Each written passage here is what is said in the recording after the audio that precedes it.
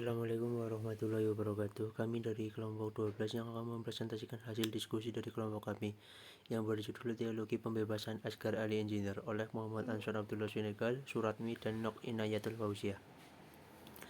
Asghar Ali Engineer. Asghar lahir pada 10 Maret 1939 di Salumbar, Rajasthan, India. Ia lahir di keluarga muslim yang taat dan priayi ortodoks di Bohra. Dia belajar bahasa Arab dari ayahnya, Syekh Qurban Hussein, dan mendapatkan pendidikan sekuler hingga memperoleh gelar sarjana teknik sipil di University of Indore. Ayahnya adalah seorang sarjana terpelajar yang membantu mendirikan Majelis Ulama Bohra yang mengurusi urusan dakwah. Suatu belajar tafsir dan takwil Al-Quran, fikih, hadis, dan bahasa Arab. Ia juga banyak membaca karya-karya Bertrand Russell dan Karl Marx. Ia mengaku telah membaca buku Das Kapital karya Marx. Makna teologi pembebasan menurut Asghar Ali Engineer. Menurut Asghar, agama realitas selama ini lebih menghadirkan dirinya agama sebagai kerangkaian terhadap pembebasan. Teologi yang ada saat ini lebih cenderung dikuasai oleh orang-orang yang mendukung sistem kemapanan dan status quo, sehingga teologi tersebut cenderung ritualis, dogmatis, dan metafisis. Padahal secara substantif, Islam merupakan kekuatan bebas terhadap kecenderungan eksploitatif, penindasan, dan kezaliman. Kedatangan Islam pada dasarnya adalah untuk merubah status quo, serta mengentaskan kelompok-kelompok yang tertindas dan dilemahkan. Sehingga secara tegas, Asghar mengisyaratkan bahwa masyarakat yang sebagian anggotanya mengeksploitasi sebagian anggota lainnya yang lemah dan tertindas tidak bisa disebut sebagai masyarakat Islam.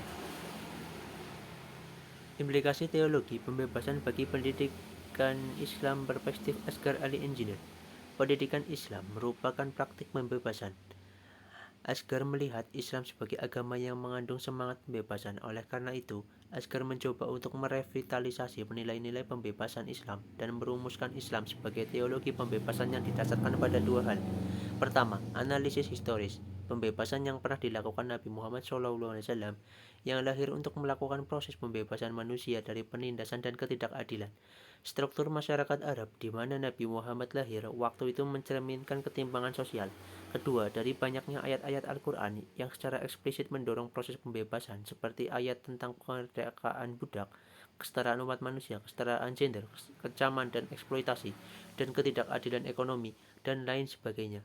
Sebagian ayat perlu ditafsir ulang karena penafsiran yang ada saat ini terhadap sebagian ayat itu, menurut Asghar Ali, tidak sesuai lagi dengan semangat pembebasan awal, semisal ayat-ayat tentang kesetaraan gender.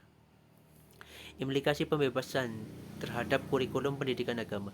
Mempelajari agama, menurut Ali Asghar, harus dipandang sebagai kegiatan intelektual, spiritual, dan historis yang serius. Kurikulum merupakan salah satu komponen yang menentukan dalam suatu sistem pendidikan.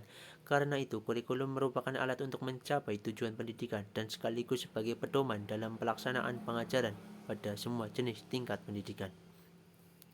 Implikasi pembebasan terhadap metode.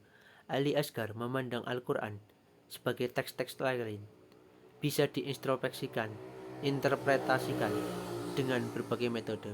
Quran bukan kitab tertutup dengan prosedur-prosedur tertentu yang bisa dipertanggungjawabkan. Ia terbuka untuk ditafsirkan. Penafsiran yang dinamis dan terbuka ini sangatlah perlu untuk relevansi pesan-pesan Quran itu sendiri. Dinamika inilah yang membuat Quran senantiasa relevan sepanjang zaman dan tempat. Oleh karena itu, untuk mendalaminya perlu diungkapkan implikasi-implikasi metodologis pendidikan dalam Al-Quran dan hadis tersebut. Implikasi pembebasan terhadap tujuan pendidikan Islam. Menurut Asghar Ali Engineer, Islam adalah sebuah agama dan dalam pengertian teknis dan sebagai pendorong revolusi sosial yang memerangi struktur yang menindas. Tujuan dasarnya adalah persaudaraan yang universal, universal brotherhood, kesetaraan, equality, dan keadaan sosial, social justice. Terima kasih. Wassalamualaikum warahmatullahi wabarakatuh.